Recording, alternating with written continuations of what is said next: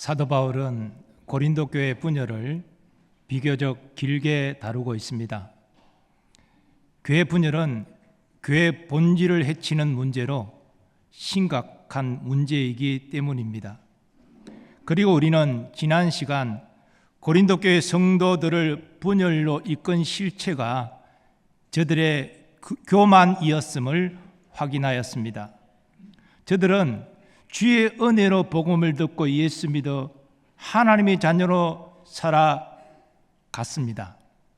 그런데 마치 스스로 모든 것을 이룬 양 자고하여 교만이 사역자들을 판단하고 편을 가르고 자랑하고 분열하는 잘못을 저지른 것입니다. 오늘 본문에서 바울은 고린도 교회 성도들의 그러한 잘못을 지적하는 목적을 밝힙니다. 내가 너희를 부끄럽게 하려고 이것을 쓰는 것이 아니라 오직 너희를 내 사랑하는 자녀같이 권하려 하는 것이라. 바울은 자신의 신랄한 지적에 고린도 교회 성도들이 낙심하지 않도록 이 말을 합니다. 저들을 부끄럽게 하려고 저들의 잘못을 지적하는 것이 아니라는 것입니다.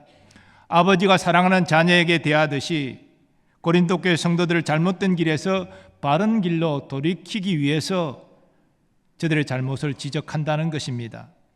자녀들이 잘못된 길로 가는데 그저 지켜만 본다면 그것은 아버지의 사랑이 아니겠지요. 자식들이 잠시 고통을 받더라도 엄히 훈계하고 잘못된 길에서 바른 길로 돌이키게 하는 것이 진짜 아버지의 사랑입니다. 바울은 자신이 고린도 교회 성도들에게 영적 아버지임을 이렇게 밝힙니다. 그리스도 안에서 1만 스승이 있으되 아버지는 많지 아니하니 그리스도 예수 안에서 내가 복음으로써 너희를 낳았음이라. 한글 성경에는 번역되어 있지 않지만 이 15절 서두에는 원인이나 이유를 나타내는 접속사가 붙어 있습니다. 즉 자신이 그리스도 예수 안에서 복음으로써 고린도 교회 성도들을 낳은 영적 아버지기에 저들의 분열한 잘못을 지적하고 바로 잡으려 한다는 것입니다. 그런데 바울은 그리스도 안에서 1만 스승이 있으되 아버지는 많지 않다라고 증거합니다. 이 말의 의미가 무엇입니까? 스승에 해당하는 헬라어는 당시 로마 시대 상류 집안의 어린 아이들을 지도하는 노예들을 의미했습니다.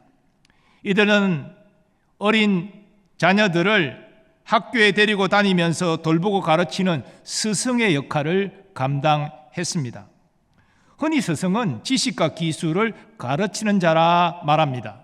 스승이 인격적인 본까지 보이면 더욱 좋겠지만 스승의 주 역할은 필요한 지식과 기술을 가르치는 것입니다. 그런데 바울은 고린도 교회 가르치는 역할을 담당하는 1만 스승이 있다라고 증거합니다. 이 말은 과장된 표현으로 문맥상 부정적인 의미를 담고 있습니다. 바울과 아볼로가 고린도 교회를 떠난 이후에 고린도 교회 안에 가르치는 역할을 자처하는 스승들이 많이 나타났습니다. 그러나 저들의 가르침에도 불구하고 고린도의 성도들은 교만하여져서 사역자들을 자기 기준으로 판단하여 편을 가르고 자랑하고 분열하는 잘못을 저질렀습니다. 그러나 바울은 그런 스승들과는 다르다는 것입니다. 바울은 예수님의 명에 따라서 복음 사역을 시작했고 고린도에 와서 온갖 고난 가운데 복음을 전해 교회를 세웠고 또 말씀으로 고린도 교회 성도들을 양육했습니다. 그리고 지금 멀리 떨어져 있지만 고린도 교회 성도들이 잘못된 길로 가고 있다는 소식을 접하고 이 고린도 전서를 통해서 그들의 잘못을 지적하면서 그들을 믿음 안에 바로잡으려고 애를 쓰고 있습니다. 그 모든 것들은 자신을 사랑하는 아버지의 마음으로 그렇게 했다는 것입니다. 자신을 사랑하는 아버지는 자식이 잘못된 길로 갈 때 사랑함으로 건실히 징계하기 때문입니다. 그리고 바울이 자신을 스승이 아니라 영적 아버지로 밝히는 것은 당시 논란이 되었던 바울의 사도권과 관련이 있을 것입니다. 즉 자신은 예수님의 명에 따라 고린도 교회를 세웠고 저들을 말씀으로 양육한 영적 아버지에 예수님이 세우신 사도가 분명하다는 것입니다. 바울이 자신의 사도됨을 주장하는 것은 고린도 교회 성도들의 존경과 대접을 받기 위함이 아닙니다. 자신이 예수님이 세우신 사도임을 분명히 해야 고린도 교회 성도들의 잘못을 바로잡는데 영적인 영향력을 강력하게 발휘할 수 있기 때문입니다. 즉 바울은 자신의 영광을 위해서 사도됨을 주장하는 것이 아니라 예수님의 영광을 위해서 또 고린도 교회 성도들의 영적 이익을 위해서 사도됨을 주장하는 것입니다. 그러므로 바울은 고린도 교회 성도들에게 담대히 권합니다. 그러므로 내가 너희에게 권하노니 너희는 나를 본받는 자가 되라. 바울은 자신이 완전하기 때문에 나를 본받으라 권하고 있는 것이 아닙니다. 성령으로 거듭나 구원받은 성도는 완전하지 않습니다. 믿음 좋은 바울도 마찬가지입니다. 우리는 그 사실을 로마서 7장에서 그의 연약함을 고백하는 내용을 통해서 확인할 수 있습니다. 내 속사람으로는 하나님의 법을 즐거워하되 내 지체 속에서 한 다른 법이 내 마음의 법과 싸워 내 지체 속에 있는 죄의 법으로 나를 사로잡는 것을 보는도다. 오라 나는 곤고한 사람이로다. 이 사망의 몸에서 누가 나를 건져내랴. 그렇다면 바울은 무슨 의미로 고린도 교회 성도들에게 나를 본받는 자가 되라 권한 것일까요? 바울의 근거는 유대인의 가정교육과 연결해서 이해해야 됩니다. 유대인들은 자녀들을 가정에서 철저히 신앙교육하는 것으로 유명하지요.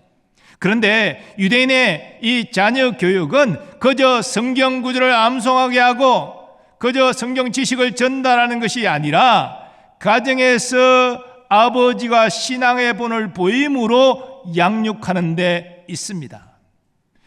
그래서 이 가르치는 내용과 그 내용을 몸소 실행하는 모습을 보면서 자녀들이 신앙적으로 양육받는 것이죠. 앞서 바울이 고백한 대로 바울은 복음으로써 고린도 교회 성도들을 낳은 저들의 영적 아버지입니다. 그러므로 바울도 고린도 교회 성도들을 말씀으로 양육할 때 그저 지식 전달에 그친 것이 아니라 신앙적인 본을 보이면서 저들을 양육하였습니다. 그랬기 때문에 너희는 나를 본받는 자가 되라 그렇게 권할 수 있는 것입니다. 본문에서 그 구체적인 의미를 적용한다면 고린도 교회 성도들이 교만한 마음으로 사역자를 판단하여 편을 가르고 자랑하며 분열한 죄를 그치고 바울과 아볼로를 본받아 서로를 겸손히 섬기면서 복음의 사역에 헌신하고 화목을 위하여 충성하라는 것입니다. 그러면 고린도 교회 성도들과 예수님과의 관계는 어떤 것입니까? 고린도 교회 성도들이 바울을 본받아야 되는 것이기에 예수님을 본받을 필요가 없는 것입니까? 또 바울은 그런 의미로 나를 본받으라 권하고 있는 것입니까? 물론 그럴 리가 없지요. 바울은 예수 그리스도와 함께 자신이 십자가에 못 박혀 죽고 자신 안에 그리스도께서 사신다라고 고백한 사람입니다. 그런 바울이 예수님 본받을 필요 없이 나만 본받으면 된다 그렇게 말할 리가 없지요. 바울은 지금 고린도 교회 성도들에게 현실적인 권면을 하고 있는 것입니다. 고린도 교회 성도들을 포함하여 모든 성도가 궁극적으로 본받아야 될 분은 우리 주 예수님이시죠. 우리는 예수님의 모습을 본받아 예수님의 성품을 닮아가야 합니다. 그런데 현실적으로 고린도 교회 성도들은 예수님을 직접 배울 수가 없습니다. 예수님이 본을 보이시는 모습을 또 볼 수도 없습니다. 그리고 오늘처럼 복음서가 정리되어서 그들이 예수님의 행적과 말씀을 직접 읽고 묵상할 수도 없습니다. 당시 성경이 신약 성경이 완성되지 않았기 때문이죠. 그런 상황에서 저들에게 대하는 예수님께 직접 가르침을 받고 예수님이 하시는 일을 보고 그래서 예수님을 본받기 위해 애를 쓰는 바울과 같은 사도들의 본을 따라 행하는 것이 됩니다. 저들이 완전히 예수님을 닮은 존재는 아니지만 그래도 상대적으로 예수님 많이 닮아 있기 때문에 이 사도들을 본받는 것이 궁극적으로는 예수님을 본받는 것이 된다는 것입니다. 이런 의미에서 바울은 고린도 교회 성도들이 예수님을 닮아가도록 이끄는 초등교사의 역할을 했습니다. 바울은 갈라디아서를 통해서 율법도 유대인들을 그리스도께 이끄는 초등교사의 역할을 했음을 증거한 바 있습니다. 이같이 율법이 우리를 그리스도께로 인도하는 초등교사가 되어 우리를 하여금 믿음으로 말미암아 의롭다함을 얻게 하려 함이라. 율법은 죄를 드러내죠. 율법을 지키지 못하는 자를 정죄하잖아요. 근데 유대인들은 율법에 익숙하니까 그 율법에 따라 살지 못하는 죄인된 자신을 자각하고 구주 대신 예수님을 믿게 된다는 것입니다. 이런 의미에서 율법은 예수 그리스도께로 유대인들을 이끄는 초등교사의 역할을 감당한 것입니다. 그런데 이 초등교사에 해당하는 헬라어는 오늘 본문 15절에 스승으로 번역된 헬라어와 정확히 같은 단어입니다. 그러나 바울은 단순히 지식을 전하는 초등교사로서의 역할을 감당한 것이 아니라 삶으로 본을 보이고 양육하는 초등교사의 역할을 감당했습니다. 그래서 자신이 고린도 교회 성도들의 영적 아버지라 밝히고 있는 것입니다. 그리고 17절에서 바울은 제자 디모데를 고린도 교회 성도들에게 보내었음을 증거합니다. 이로 말미암아 내가 주 안에서 내 사랑하고 신실한 아들 디모데를 너에게 보내었으니 그가 너희로 하여금 그리스도 예수 안에서 나의 행사 곧 내가 각처 각 교회에서 가르치는 것을 생각나게 하리라. 여기 이로 말미암아라는 말이 먼저 나오는데 이것은 바울이 디모데를 고린도 교회 성도들에게 보낸 것이 너희는 나를 본받는 자가 되라는 권명과 연결되어 있다는 것입니다. 디모데가 어떤 사람입니까? 바울이 가장 아끼고 사랑하는 제자요 동력자입니다. 그런데 고린도 교회 분열의 소식을 들었지만 바울은 에베소에서 열심히 사역을 하고 있는 중이기 때문에 에베소를 떠나 고린도로 갈 수가 없는 상황입니다. 그래서 자기 대신에 믿을 만한 디모데를 고린도 교회 성도들에게 보낸 것입니다. 그래서 바울이 각처 각 교회에서 가르치는 것을 생각하게 하려 했습니다. 그 가르침은 이전에 고린도 교회 성도들이 바울이 가르친 내용입니다. 이런 사실에서 우리는 고린도 교회 성도들을 향한 바울의 관심과 사랑이 지극한 것임을 깨달을 수 있습니다. 그리고 바울은 고린도 교회에 직접 방문할 가능성을 언급하면서 교만하게 행하는 자들에게 경고합니다. 어떤 이들은 내가 너희에게 나아가지 아니할 것 같이 스스로 교만하여졌으나 주께서 허락하시면 내가 너희에게 속히 나아가서 교만한 자들의 말이 아니라 오직 그 능력을 알아보겠으니 하나님의 나라는 말에 있지 아니하고 오직 능력에 있음이라. 앞서 말씀드린 대로 고린도 교회 성도들 가운데는 바울의 사도됨을 의심하는 이들이 있었습니다. 그리고 바울은 말이 어눌하기 때문에 직접 방문해서 우리를 교훈하기보다 그저 편지를 통해서 우리를 교훈할 것이야 그렇게 생각하는 이들도 많이 있었습니다. 그래서 회개하지 않고 교만하게 말하고 행동하는 이들이 있었던 것이지요. 이들에 대해 바울은 주께서 허락하시면 자신이 속히 고린도로 방문해서 교만한 자들의 말이 아니라 능력을 알아보겠다라고 말합니다. 교만이 말하고 행동하는 자는 하나님의 능력이 나타나지 않기 때문입니다. 바울은 고린도 교회 성도들이 교만의 죄를 회개하고 온전히 주께로 돌이키기를 간절히 원했습니다. 그래서 디모데를 보낸 것이지요. 그러나 디모데가 가서 노력함에도 불구하고 그들이 회개하지 않고 돌이키지 않는다면 이제 바울이 직접 징계의 매를 들고 고린도 교회를 찾아갈 수밖에 없습니다. 이것도 매를 가지고 가는 것도 고린도 교회 성도들을 사랑하기 때문이죠. 그러나 바울이 진짜 원하는 것은 자기가 매를 가지고 고린도 교회 성도를 방문하는 것이 아닙니다. 그저 저들이 회개하고 돌이켰다는 소식을 듣고 기쁜 마음으로 사랑과 온유함을 가지고 그런 고린도 교회를 방문하기를 원했습니다. 21절 말씀은 그러한 바울의 바람을 잘 나타내 줍니다. 너희가 무엇을 원하느냐? 내가 매를 가지고 너희에게 나아가랴. 사랑과 온유한 마음으로 나아가랴. 사랑하는 여러분, 바울은 넘치는 주의 은혜를 받은 자입니다. 바울 이전에 사울로 불릴 때 사울의 모습은 어떠했습니까? 예수 믿는 자를 박해하는 일에 앞장섰던 사람입니다. 어느 날도 예루살렘에서 멀리 떨어져 있는 다메섹까지 가서 예수 믿는 자를 붙잡아 예루살렘으로 끌고 가려고 성경 표현대로 하면은 살기등등하여 가고 있었습니다.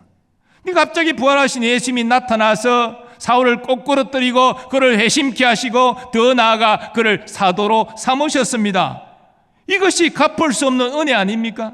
그래서 바울은 주의 은혜와 사랑에 감격해서 일생 결혼하지 않고 생명을 다해서 복음을 전하는 일에 교회를 세우고 교회를 양육하는 일에 헌신한 것입니다.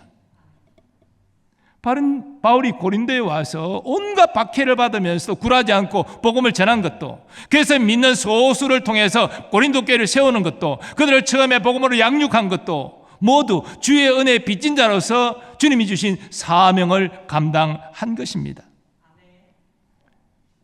그런데 바울은 고린도 교회 성도들이 교만해져서 사역자들 임의로 판단하여 편을 가르고 자기 편은 자랑하고 상대편은 비난하고 그래서 분열하는 죄를 짓고 있다는 소식을 듣게 됩니다. 그러니 얼마나 마음이 다급하겠습니까? 그래서 이 고린도 전서를 통해서 이 분열의 문제를 지금까지 길게 다루고 있는 것입니다.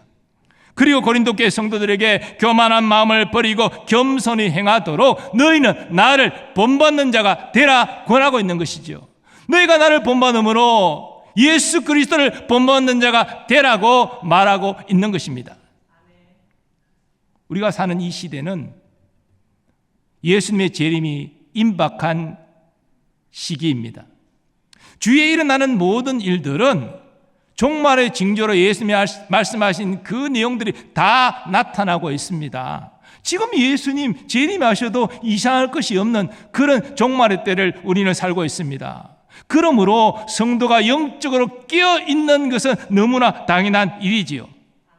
하지만 대홍수 심판 전에 방주를 짓는 노아를 그 가족들을 비웃고 조롱한 사람들처럼 우리는 지금 영적 무감각함 가운데에 있는 것은 아닙니까? 이런 의미에서 오늘 말씀을 통해서 고린도 교회 성도들의 모습이 우리의 모습은 아닌가 우리는 우리 자신을 영적으로 점검할 필요가 있습니다. 우리는 고린도 교회 성도들처럼 영적으로 어린아이 수준에 머물러 있는 것은 아닙니까? 그래서 교회에서 계속 섬김을 받기만을 원하고 있지 않습니까? 예수님이 지상 명령으로 내리신 복음 전파 명령은 예수 외면하고 있지 않습니까?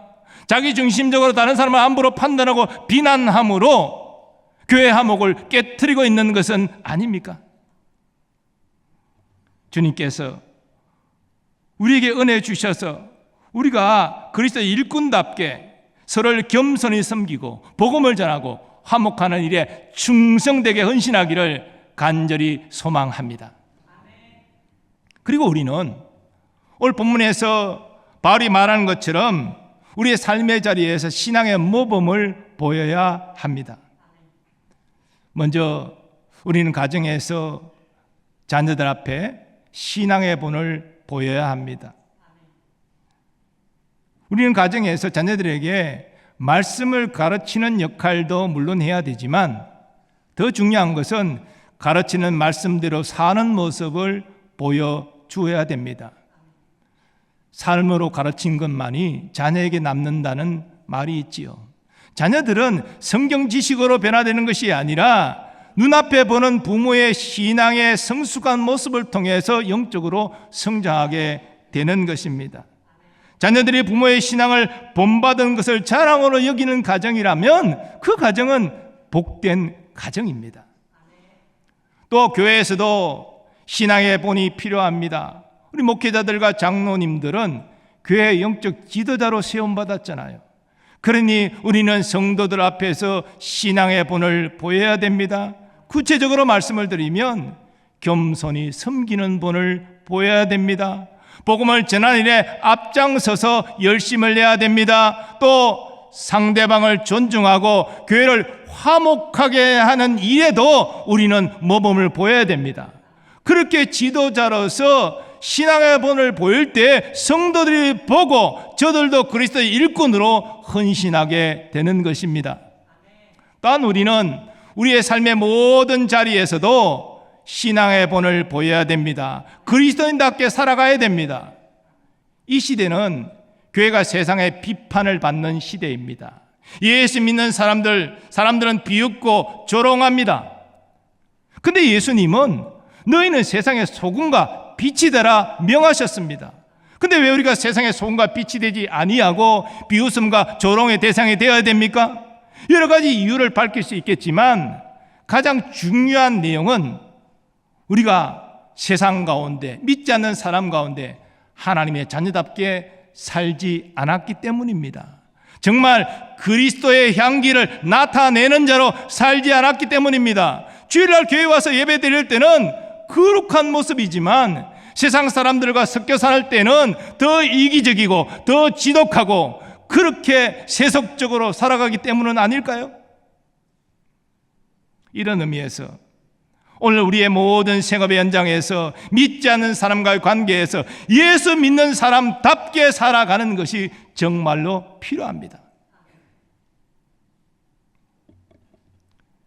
신앙의 본을 보인다는 것은 참 부담스러운 일입니다.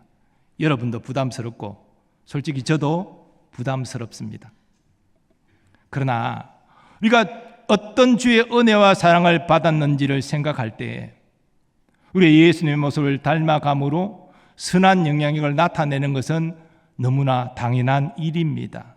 더 나아가 우리에게 예비되어 있는 주님의 칭찬과 상급의 영광을 생각할 때에도 우리는 예수 닮는 모습으로 살아가야 되고 우리 가정과 교회와 모든 생업의 현장에서도 예수 믿는 사람답게 살아가야 됩니다. 주님은 우리가 먼저 성숙한 이들을 본받아 예수님을 닮아가기를 간절히 원하십니다. 그리고 우리가 예수님을 닮아갈수록 어떤 이들에게 우리가 신앙의 본을 보여서 그를 예수 닮도록 이끌어주는 자가 되기를 간절히 원하십니다. 이런 의미에서 우리는 기도해야 됩니다. 주여, 내가 먼저 신앙의 성숙을 이룬 자를 본받아 궁극적으로 예수님을 닮아갈 수 있도록 주여 나를 도와주옵소서. 또한 우리가 성숙한 자로 나아갈수록 다른 이들에게 신앙의 본을 보이는 자로 살게 하여 주옵소서. 가정에서 자녀들에게 신앙의 본을 보이게 하시고 교회에서 연약한 자들에게 신앙의 본을 보이게 하시고 세상에서 예수 알지 못하는 자에게 예수 닮은 모습을 나타내는 자로 살게 하여 주옵소서. 이것이 우리 일생의 기도 제목이 되고 그 기도를 통해서 주의 도우심으로 날마다 예수님을 닮아가는 우리가 될 수 있기를 간절히 소망합니다. 이제 가능하신 분들은 자리에 일어나셔서 우리 받은 말씀 생각하면서 예수 닮기를 찬양으로 하나님께 영광 돌리고 결단하며 나아가겠습니다.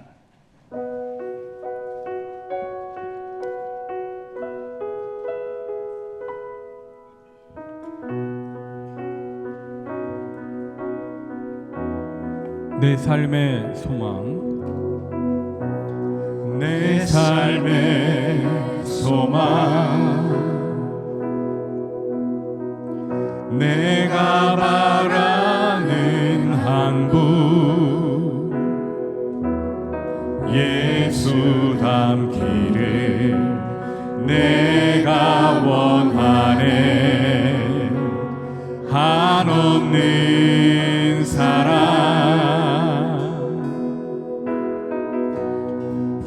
풍성한 그 그룹 예수 닮기를 내가 원하네.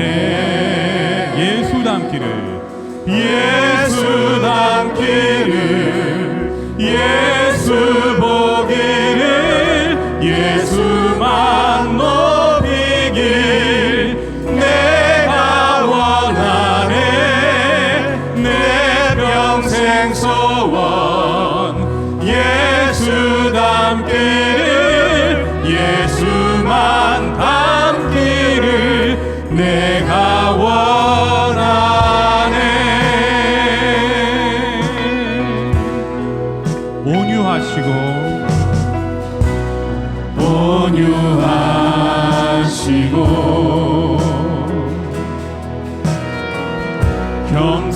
겸손하신 성품 예수 닮기를 내가 원하네. 자비하시고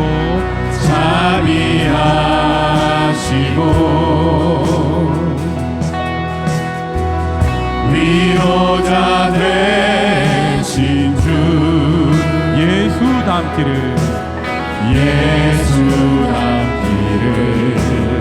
내가 원하네. 예수 닮기를 예수 보기를 예수만 높이길 내가 원하네. 내 평생 소원 예수 닮기를 예수만 닮기를 내가 원하네. 완전하신 예수 완전하신 예수 새롭게 하시네. 연약한 내 영혼 온전하게 되리. 예수 닮기를 예수 보기를 예수만 높이길 내가 원하네. 내 평생 소원 예수 닮기를 예수만 닮기를 내가 원하네. 예수 닮기를 예수 보기를 예수만 높이길 내가 원하네. 내 평생 소원 예수 닮기를 예수만 닮기를 내가 원하네. 오늘 말씀 붙잡고 함께 기도하기를 원합니다. 먼저 믿음의 길을 걸어간 성수가 이들을 본받아 예수님을 닮아가는 우리가 되게 하여 주옵소서. 주를 닮아갈수록 누군가에게 신앙의 본을 보임으로 그를 예수님을 닮도록 인도하는 자가 되게 하여 주옵소서. 이러한 일이 우리의 가정에서, 교회 안에서, 우리의 삶의 현장에서 일어나게 하여 주시옵소서. 주여 한번 외치고 통성으로 기도합니다. 주여 예수 닮기를 주님, 우리가 예수님을 닮아가기를 원하는 우리가 어디로 구원받았습니까? 우리는 예수님의 성품을 닮아가기 시작하였고 예수님을 닮아가야 합니다. 아버지, 먼저 신앙의 성숙의 길을 걸어간 믿음의 사람들을 본받아 예수 그리스도의 장성한 분이고 예수님을 닮아가는 우리가 되게 하여 주시옵소서. 아버지, 주님을 닮아갈 수 있는 우리가 예수님을 닮은 신앙의 본을 우리가 사람들에게 보일 수 있는 자가 되게 하여 주옵소서. 먼저 우리 가정에